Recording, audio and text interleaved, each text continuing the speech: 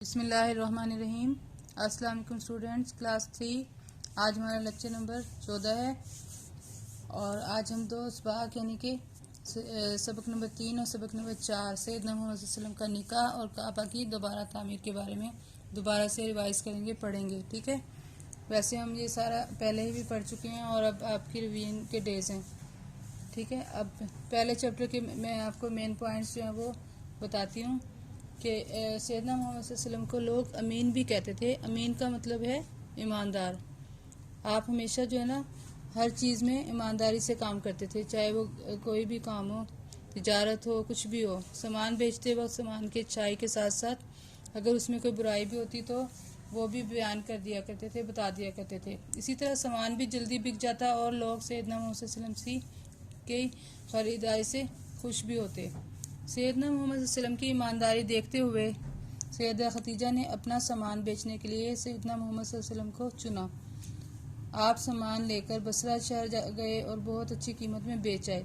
سیدہ خدیجہ آپ سے بہت متاثر ہوئی، یعنی آپ کے اوپر بہت ان کا اس اخلاق کا اچھا اثر ہوا۔ سیدہ خدیجہ نے اپنی سہیلی کے ذریعے سیدنا محمد صلی اللہ علیہ وسلم سے شادی کے لیے آپ کے چچا کو پیغام بھیجا، یعنی انہوں نے اپنی خواہش ظاہر کی کہ وہ آپ سے شادی کرنا چاہتی ہیں۔ چچا نے ان کی اس خواہش کو قبول کر لیا اور شادی ہو گئی۔ اس وقت سیدنا محمد صلی اللہ علیہ وسلم کی عمر 25 سال تھی۔ آپ دونوں کی شادی ہو گئی اور آپ دونوں بہت خوش تھے۔ سیدہ خدیجہ نے جو تھی نا اپنی تجارت کی پوری ذمہ داری آپ کو دے دی۔ آپ نے ہمیشہ جو ہے نا محنت اور ایمانداری سے آپ نے کام کیا اور آپ کا شمار جو ہے بڑے تاجروں میں ہونے لگا۔ سیدہ خدیجہ کے بارے میں بتایا گیا ہے کہ وہ مکہ کی ایک امیر تاجر تھیں، بہت رحم دل تھیں، سچ کا ہمیشہ ساتھ دیتی تھیں اور سچ بولتی تھیں۔ آپ غریبوں اور یتیموں کی ہمیشہ مدد کرتی ہیں، انہیں ضرورت کی تمام چیزیں دیتی ہیں اور ان کے مسئلے بھی حل کیا کرتی تھیں، ٹھیک ہے۔ اب اس میں سے آپ نے بلینکس بنانی ہے اور جیسے آپ سے پوچھا جا سکتا ہے امین کا مطلب ہے ڈیش ہے، کیا ہے امین کا مطلب؟ ایماندار۔ آپ صلی اللہ علیہ وسلم سامان تجارت لے کر ڈیش جاتے، کہاں جاتے تھے؟ بصرہ، ٹھیک ہے۔ اسی طرح اور بھی بلینکس بن سکتی ہیں، تو آپ نے اس کے اندر سے آپ نے خالی جگہ پر بنانی ہے، ٹک کراس بھی بنا سکتے ہیں اور بھی شارٹ کوسچنز بھی بنا سکتے ہیں جو کہ آپ کے سبجیکٹیو میں آئیں گی۔ اب ہے خانہ کعبہ کی دوبارہ تعمیر۔ خانہ کعبہ کی دوبارہ تعمیر کیوں ہوئی تھی؟ اس کی کیا وجہ تھی؟ بارشوں کی وجہ سے خانہ کعبہ کی دیواریں جو تھیں نا پھٹ گئی تھیں اور کسی وقت بھی گر سکتی تھیں۔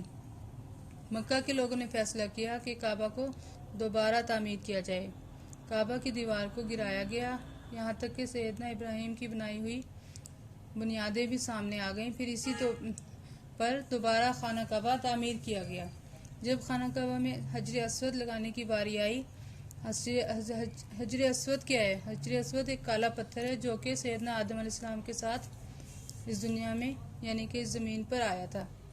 تو اب کیا ہوا تھا کہ ہر قبیلہ چاہتا تھا کہ یہ نیک کام وہ کرے۔